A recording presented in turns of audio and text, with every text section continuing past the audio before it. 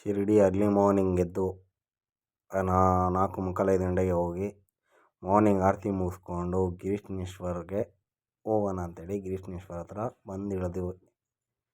ಇಲ್ಲಿ ಬಂದಮೇಲೆ ನೋಡಿದ್ರೆ ಗುರು ಹೆವಿ ಕ್ರೌಡ್ ಇದೆ. ಇಲ್ಲಿ ಸಿಸ್ಟಮ್ಮು ಏನು ಅಷ್ಟು ಚೆನ್ನಾಗಿಲ್ಲ.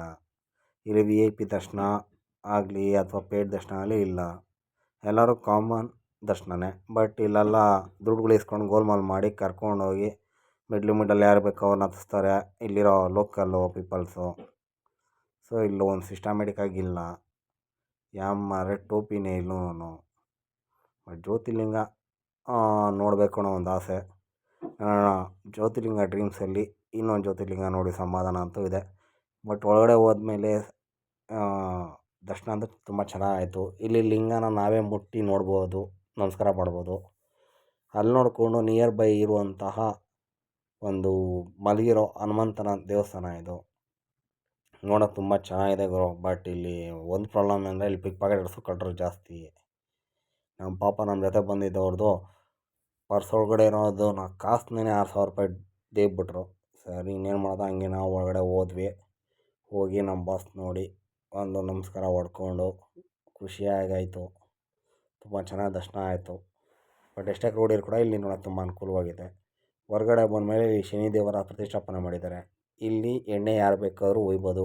ಬಟ್ ಗಂಡಸರು ಮಾತ್ರ ಒಯ್ಬೇಕು, ಹೆಣ್ಮಕ್ಳಿಗೆ ಇಲ್ಲಿ ದೇವ್ರಿಗೆ ಅಭಿಷೇಕಕ್ಕೆ ಎಣ್ಣೆ ಹಾಕೋ ಥರ ಇಲ್ಲ. ಬರೀ ಗಂಡಸರು ಗಂಡು ಮಕ್ಕಳು ಮಾತ್ರ ಇಲ್ಲಿ ಎಣ್ಣೆ ಹಾಕ್ತಾರೆ ಅಷ್ಟೇ. ಇಲ್ಲಿ ಮುಗಿಸ್ಕೊಂಡು ಹಾಗೆ ಹೊರಗಡೆ ಬಂದು ಎಲ್ಲೋರ ಕ್ಯೂಸ್ನೋಣ ಅಂತವ್ರೆ. ಇಲ್ಲಿ ಕ್ರೌಡ್ ಜಾಸ್ತಿ ಗುರು. ಪರ್ ಹೆಡ್ ಇಂಡಿಯನ್ಸ್ಗಾದ್ರೆ 40 ರೂಪಾಯಿ, ಫಾರಿನರ್ಸ್ಗಾದ್ರೆ 600 ರೂಪಾಯಿ ಅಂತ ತಗೊತಾರೆ. ಫೈನಲಿ ಟಿಕೆಟ್ ತಗೊಂಡು ಒಳಗಡೆ ಎಲ್ಲೋರ ಕ್ಯೂಸ್ ನೋಡೋಣ ಅಂತೇಳಿ ಒಳಗಡೆ ಹೋದ್ವಿ. ನೋಡಿದ ತಕ್ಷಣ ತುಂಬ ಖುಷಿ ಆಯಿತು ಗುರು. ಇಲ್ಲಿ 34 ಗುಹೆಗಳಿದೆ ನೋಡಿ. ಇದು ದೇವಸ್ಥಾನ. ಇದನ್ನು ರಾಷ್ಟ್ರಕೂಟರ ಕಾಲದಲ್ಲಿ ಕಟ್ಟಲಾಗಿದೆ. ಬಟ್ ಇಲ್ಲಿ ಇದು ದೇವಸ್ಥಾನ ಕಟ್ಟೋಕ್ಕೆ 10 ತಲೆಮಾರಿನ ಶಿಲ್ಪಿಗಳು ಕಷ್ಟಗಳು ಬಿದ್ದಿದ್ದಾರೆ. ಒಂದೇ ಬೆಟ್ಟ, ಒಂದೇ ಕಲ್ಲು,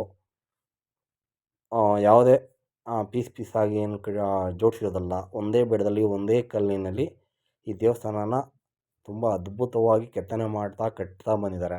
10 ಜನರೇಷನ್ ಕಷ್ಟ ಬಿದ್ದಿರೋದನ್ನು ಸಾಮಾನ್ಯ ಮಾತಲ್ವಲ್ಲ.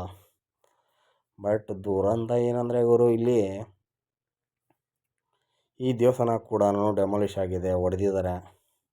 ಈ ಮುಂಡೆ ಮಗ ಔರಂಗಜೇಬ ಇದ್ದಾನಲ್ಲ, ಇವನು ರೂಲಿಂಗ್ ಟೈಮಲ್ಲಿ ಸುಮಾರು ಒಂದು 300 ದೇವಸ್ಥಾನವರೆಗೂ ಹೊಡೆದಾಕಿದ್ದಾನೆ. ದುರಂತ ಅಂದರೆ ಅದರಲ್ಲಿ ಇದು ಒಂದು. ನಮ್ಮ ಹಿಂದೂಗಳು 10 ಜನರೇಷನ್ ಕಷ್ಟ ಬಿದ್ದಿದ್ದು ಈ ಮುಂಡೆ ಮಗ ಔರಂಗಜೇಬ ಬಂದು ಹಾಳು ಮಾಡಾಕವನೆ. ಬಟ್ ಆದರೂ ಕೂಡ ಪೂರ್ತಿ ಅವನ ಕೈಲಿ ಹಾಳು ಮಾಡೋಕ್ಕಾಗಿಲ್ಲ. ಎಷ್ಟು ಹಾಳು ಮಾಡೋಕ್ಕಾಗತ್ತೋ ಅಷ್ಟು ಹಾಳು ಮಾಡಿಕ್ಕವನೆ.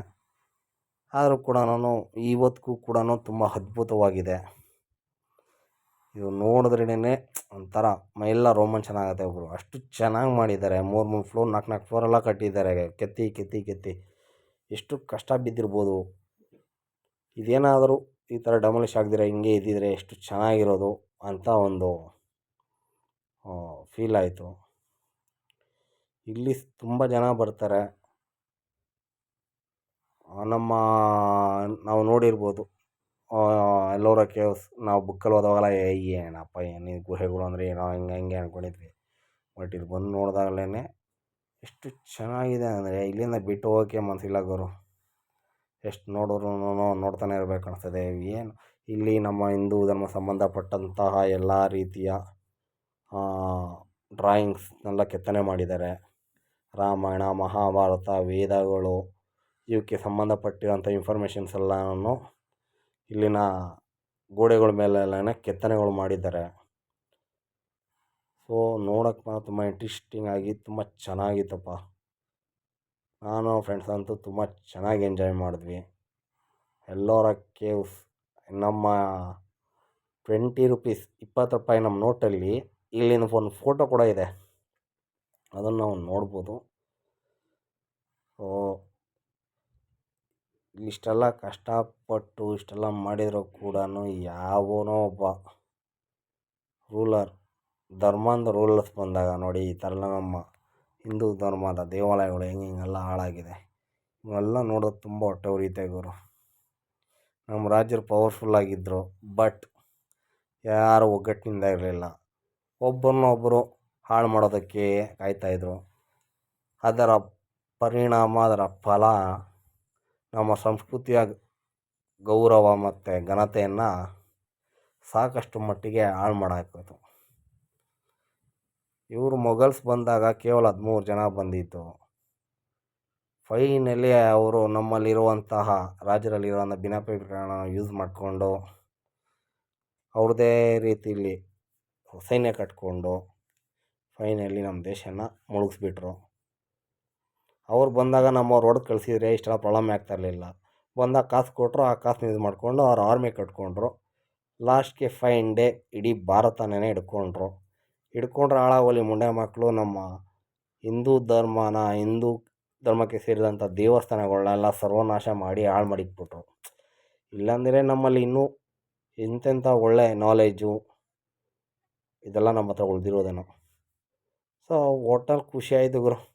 20 ರೂಪಾಯಿ ನೋಟಲ್ಲಿ ಇರೋದನ್ನು ನಾನು ಇವಾಗ ಲೈವಾಗಿ ನೋಡ್ತಾ ಇದ್ದೀನಲ್ಲ ಅನ್ನೋ ಒಂದು ಖುಷಿ ಆಯಿತು. ನೋಡಿ, ಈ 20 ರೂಪಾಯಿ ನೋಟಲ್ಲಿ ಕಾಣಿಸ್ತಿದ್ದಿಲ್ಲ, ಈ ಎಲ್ಲೋರ ಕೇವ್ಸ್ ಈ ಹ್ಯಾಂಗಲಿಂದ ತೆಗೆದಿರೋ ಫೋಟೋ ಇದು. ತುಂಬ ಚೆನ್ನಾಗಿದೆ ಗುರು, ನೋಡೋಕ್ಕಂತೂ ಖುಷಿ ಆಯಿತು. ಎಲ್ಲೋರ ಕೇವ್ಸ್ಗೂ ನನಗಂತೂ ತುಂಬಾ ಇಷ್ಟ ಆಯಿತು. ಬಟ್ ನೋಡೋಕ್ಕೆ ಎಷ್ಟು ಚೆನ್ನಾಗಿದೆ ಅಂದರೆ ನಾವು ಇದ್ರ ಹಿಂದೆ ಇರೋ ಅವ್ರು ಪಟ್ಟಿರೋ ಕಷ್ಟ ಎಷ್ಟಿರ್ಬೋದು ಅನ್ನೋದು ಅರ್ಥ ಆಗುತ್ತೆ. ತುಂಬ ಖುಷಿಯಾಯಿತು. ಆ ನೋಟ್ನ ಬಿಡೋಕ್ಕೂ ಮನಸ್ಸು ಬರಲಿಲ್ಲ, ಈ ಜಾಗ ಬಿಡೋಕ್ಕೂ ಮನಸ್ಸು ಬರಲಿಲ್ಲ. ಬಟ್ ಏನು ಮಾಡೋದು, 6 ಗಂಟೆ ಮೇಲೆ ಇಲ್ಲಿ ಯಾರನ್ನೂ ಇರೋಕ್ಕೆ ಬಿಡಲ್ಲ. ಸೊ ನಾವು ಹೋಗಿದ್ದೆ ಲೇಟು. ಸಾಧ್ಯವಾದಷ್ಟು ನೋಡಿಕೊಂಡು ಅಲ್ಲಿಂದ ಜಾಗ ಬಿಟ್ಟು ಬಂದ್ವಿ ಗುರು. ಬಂದು ಮತ್ತೆ ರಿಟರ್ನ್ ಬ್ಯಾಕ್ ಶಿರಡಿಗೆ ಬಂದು ಶಿರಡಿಲೇ ಹಾಲ್ಟ್ ಆಗಿದ್ದೀವಿ. ನಾಳೆ ಮತ್ತೆ ನಾವು ಭೀಮಾಶಂಕರ ಮತ್ತು ತ್ರಯಂಬಕೇಶ್ವರಿಗೆ ಹೋಗೋ ಪ್ಲ್ಯಾನ್ ಇದೆ. ನಾಳೆ ಮೋಸ್ಟ್ಲಿ ಭೀಮಾಶಂಕರ ಅಂದ್ಕೊಂಡಿದ್ದೀವಿ. ನೋಡೋಣ ಯಾವುದಾಗುತ್ತೋ ಅದಕ್ಕೆ ಹೋಗೋಣ ಅಂತೇಳಿ ತೀರ್ಮಾನ ಮಾಡಿ ಸದ್ಯಕ್ಕೆ ಇವತ್ತಿನ ಟ್ರಿಪ್ ಇಲ್ಲಿ ಮುಗಿಸ್ತಾ ಇದ್ದೀವಿ.